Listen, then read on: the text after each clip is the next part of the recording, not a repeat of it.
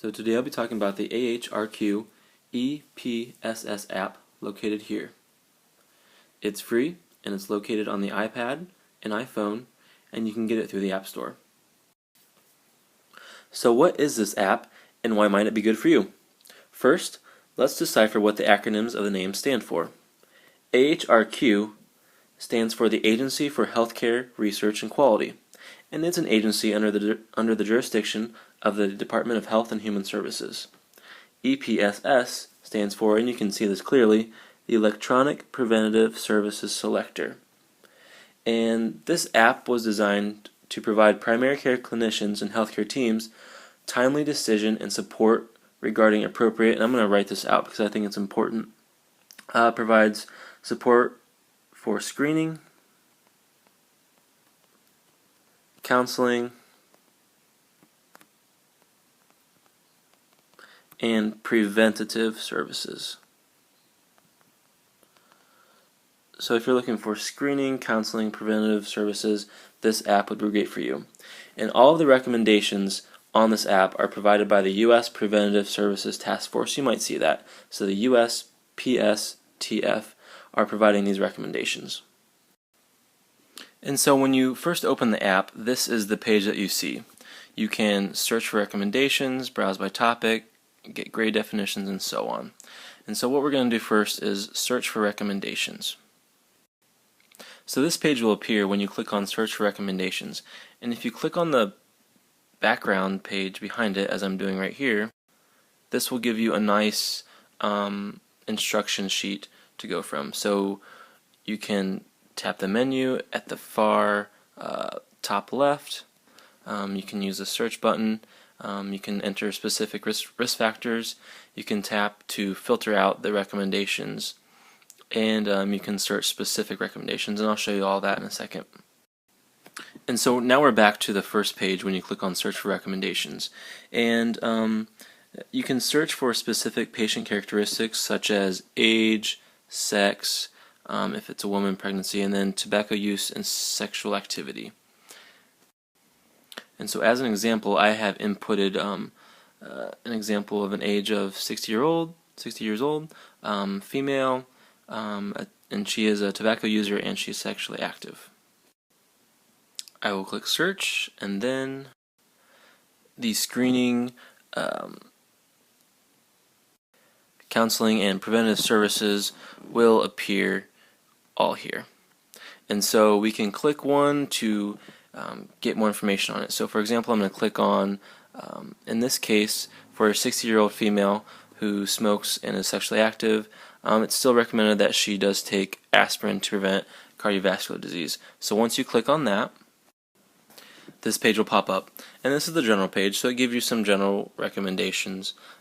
It gives you the grade, and it tells you some very general information.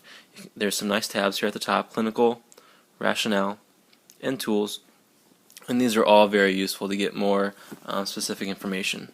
One of the nice things about this app is that you can share it. There's an export feature, and if you happen to come back to this particular recommendation, you can bookmark it, which is very nice if you're using the same you're finding that the same patient population is using the same recommendations.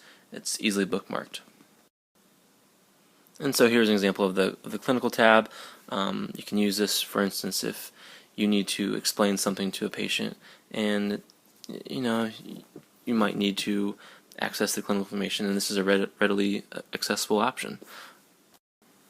And same with the rationale page. You might need to give a proper rationale for these specific recommendations that might not always chide with the patient, and you may be somewhat unfamiliar with a new recommendation.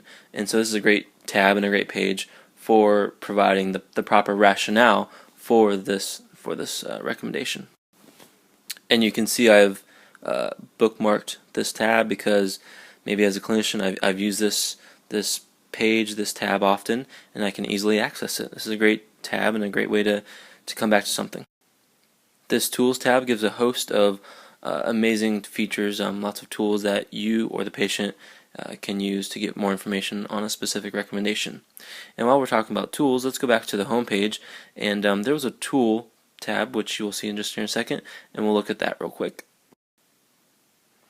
This is the home page, and when you go back to it, you can click on the Tools tab, and it has some really cool features that we'll explore. These tools are often used by clinicians and other healthcare professionals. For instance, we're going to look at the BMI calculator. This is a tool that, as first-year medical students, that we have used often to calculate the BMI of our patients during our case-based learning exercises. And when you click on this button, it will take you to the BMI calculator page that we often use. And here we are. This is the same website that we often use to calculate BMI, and it's easily accessible through this app. So let's go back to our 60-year-old female. She has all of these recommendations that are strongly recommended. All of these right here. And we know that because these are all A recommendations. And what the AHRQ has done is classified recommendations into A, B, C, D, or I. A being, and we're going to look at this right now, A being strongly recommended, B being recommended but is not strongly recommended, C is that there is no recommendation, D is that it does not recommend doing this screening measure or preventive service, and I is that there is no evidence to support a specific screening measure. And here's a quick look just at this particular patient of things that you would not, these are not recommendations for screening measures or preventive measures. Another great feature of this app is that instead of by searching under a gender or risk factor, you can just browse through these certain screening preventative measures. Overall, this app is intuitive and user-friendly. It's always updated so you have the most up-to-date information and recommendations, including clinical aspects and rationales of those recommendations, to update your patients and even yourself for a nice refresh and proper understanding. By far, this agency and the information that is set in it is the gold standard for screening, counseling, and preventive services recommendations. And I hope it becomes useful to you sometime in the near future as a healthcare professional. Thank you.